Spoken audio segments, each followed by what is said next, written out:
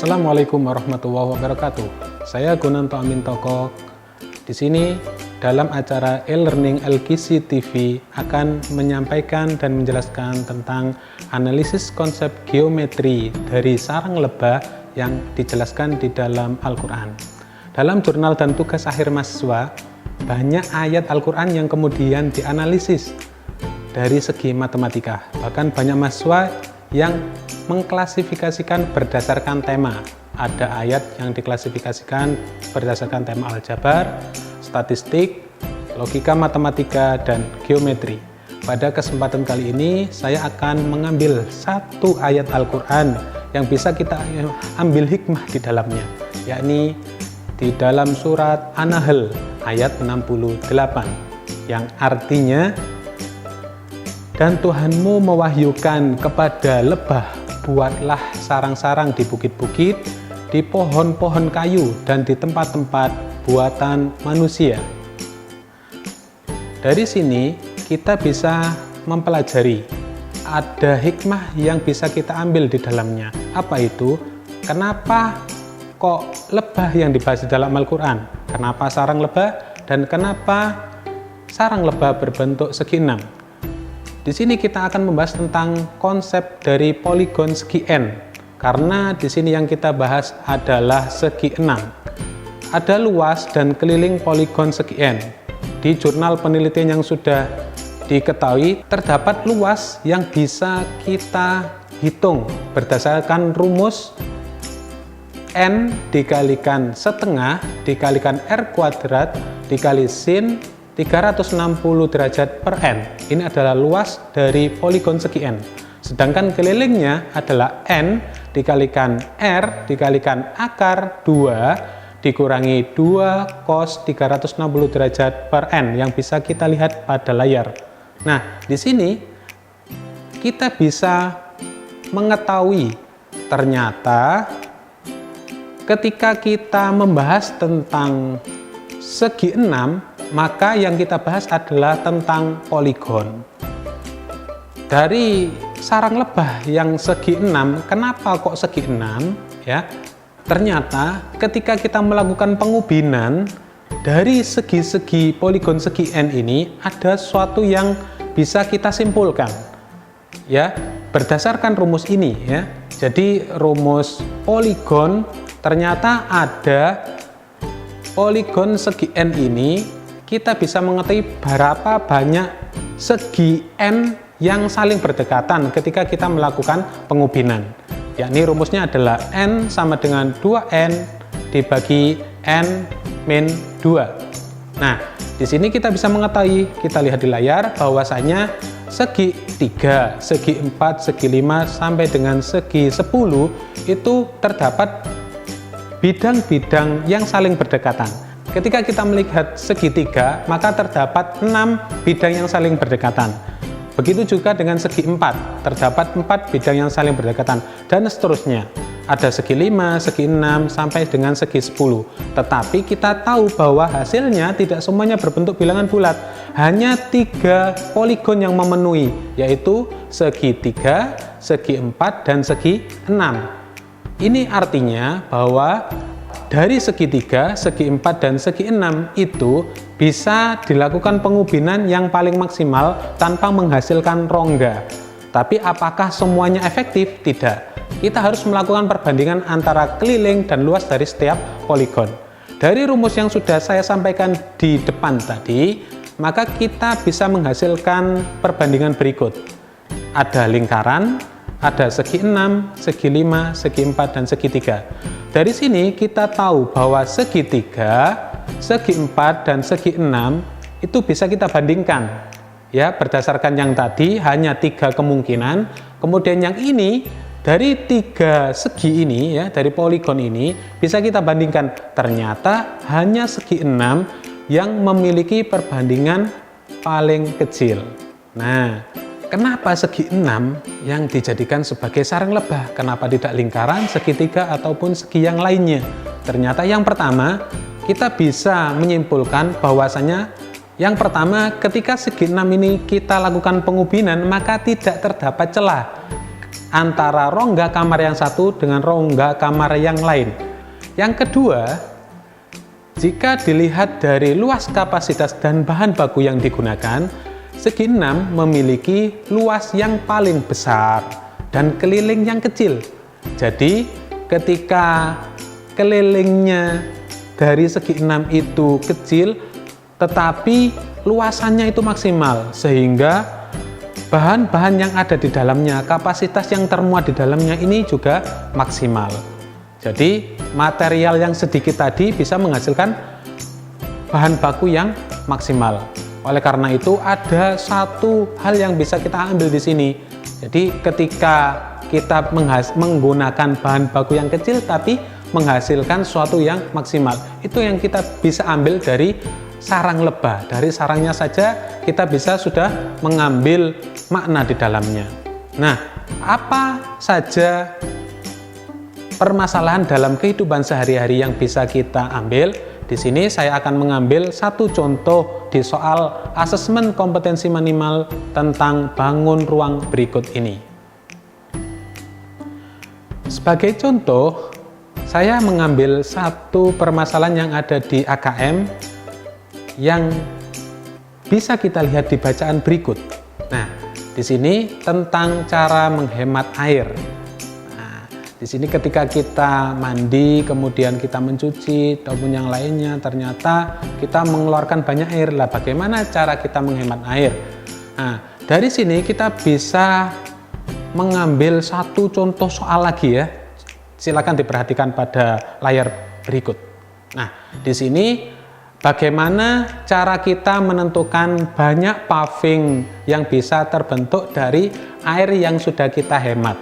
Air yang sudah kita hemat, kemudian kita olah dengan semen dan pasir, kemudian dimasukkan ke dalam cetakan. Nah, berapa banyak paving yang kita bentuk? Nah, solusinya adalah sebagai berikut.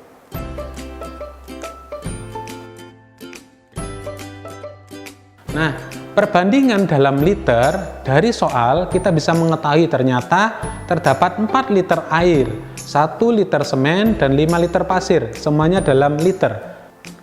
Nah, solusinya adalah dari soal kita bisa mengetahui bahwa terdapat perbandingan dalam liter, yakni 4 liter air, 1 liter semen, dan 5 liter pasir. Sedangkan yang diketahui yang ada di dalam bacaan bahwasannya kita juga telah menghemat 43 liter air. Nah, dari 43 liter air ini akan kita buat sebagai paving, yakni kita campur dengan semen dan pasir. Maka semen yang dibutuhkan adalah bisa kita hitung sebagai berikut. Nah, di sini perbandingan ya. Ini adalah perbandingan senilai. Jadi 4 liter air kita bandingkan dengan 43 liter air yang kita hemat. Kemudian 1 semen maka kita bandingkan dengan X. Berdasarkan perhitungan perbandingan maka kita peroleh ternyata semen yang sudah kita peroleh adalah 10,75 ya. Jadi ini semen yang kita butuhkan ya, semen yang kita butuhkan. Kemudian selanjutnya itu kita menentukan pasir. Jadi dari 43 liter air ini berapa pasir yang kita butuhkan? Ternyata dengan perhitungan yang sama, yakni perbandingan senilai, maka kita bisa memperoleh pasirnya adalah 53,75 liter. Jadi kita sekarang mempunyai perbandingan 43 liter air, 10,75 liter semen, dan 53,75 liter pasir. Nah, dari semuanya tadi ini kita campur ya, untuk membuat suatu paving kita campur. Nah, karena dicampur maka kita jumlahkan semuanya. Kita jumlahkan semuanya ya. Oke, betul sekali. Ketika kita jumlahkan maka hasilnya adalah 107,5 liter. Nah, sekarang bagaimana dengan pavingnya? Bagaimana dengan pavingnya? Berapa volumenya? Nah, ini yang harus kita ketahui juga. Ternyata ya, paving ini berbentuk prisma beraturan. Prisma segi 6 beraturan, betul. Di sini kita menghitungnya yakni berdasarkan volume prisma, yakni luas alas dikali tinggi. Nah, jangan lupa luas alasnya adalah luas prisma. segi N beraturan. Kita bisa menggunakan luas yang tadi kita bahas ataupun dengan luasan ini. Apa itu? Kita cari dengan mengalihkan luas segitiga sama sisi dikalikan dengan 6. Nah, ini kita bisa tahu dari layar ini, kita bisa hitung 6 dikalikan luas segitiga. Luas segitiganya adalah A dikalikan A dikalikan sin 60 derajat dibagi 2. Nah, sehingga kita bisa menyimpulkan bahwa luas segi 6 itu adalah 3 dikalikan A kuadrat akar 3 dibagi 2. Oke, sekarang kita masukkan tadi di soal ada ukuran pavingnya ya. Ukuran cetakan adalah 6 dikalikan 5 ya, ukuran pavingnya. Oke, sekarang kita bisa menghitung volumenya, yakni luas alas dikali tinggi. Luas alasnya adalah 3 dikalikan 10 kuadrat akar 3 dibagi 2. Sehingga kita bisa memperoleh 150 akar 3 dikali tinggi dari cetakan tadi adalah 5 ya, 5 cm. Ini semuanya dalam bentuk senti ya. Kemudian kita peroleh hasilnya, hasil perhitungannya adalah 750 dikalikan akar 3. Nah, akar 3 di soal tadi sudah diketahui, yakni 1,73. Di sini tadi di soal diberikan petunjuk ya, diberikan petunjuk. Jadi bisa kita hitung lagi, jadinya 1297,5 cm3. Nah, ini masih dalam bentuk cm3, padahal tadi kita diketahui volume yang akan kita masukkan ke dalam cetakan itu berbentuk liter. Nah, ini kita juga belajar lagi tentang konversi ya. Jadi dalam 1 liter itu sebenarnya sama dengan desimeter kubik. Nah, ini kita ingat kembali. Nah, jadi para pemirsa silakan kalaupun masih bingung dicari lagi konversi antara liter dengan dengan sentimeter kubik itu seperti apa. Jadi kalau sentimeter kubik itu kita ubah dulu menjadi desimeter kubik. Nah, desimeter kubik ini sudah sama dengan liter. Oke. Jadi dari 1297,5 cm kubik kita ubah menjadi desimeter kubik. Ya, diperoleh 1,297 desimeter kubik atau 1,297 liter. Nah, ini sudah kita dapat volume cetakan, tadi kita sudah dapat volume campuran, kemudian kita tuangkan. Berarti kalau kita tuangkan maka kita bagi, betul sekali kita bagi. Nah, ini kita operasikan bagaimana tadi 107,5 liter dibagi 1,297 liter. Nah, kita bagi ya. Nah, ini caranya sebagai berikut, sehingga kita peroleh 82,8. Nah, tidak mungkin paving ada koma ya, nggak mungkin desimal. Maka kita bulatkan menjadi 82 paving.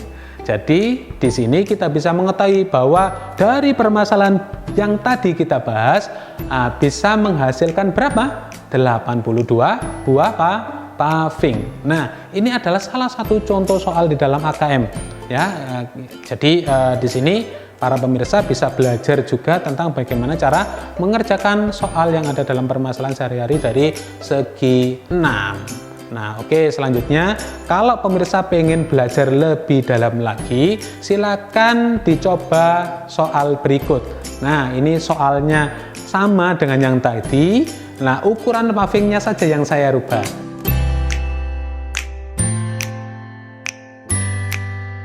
Demikian e-learning pada kesempatan kali ini, semoga bermanfaat. LQC TV menebar dakwah, menggapai mardotillah. Wassalamualaikum warahmatullahi wabarakatuh.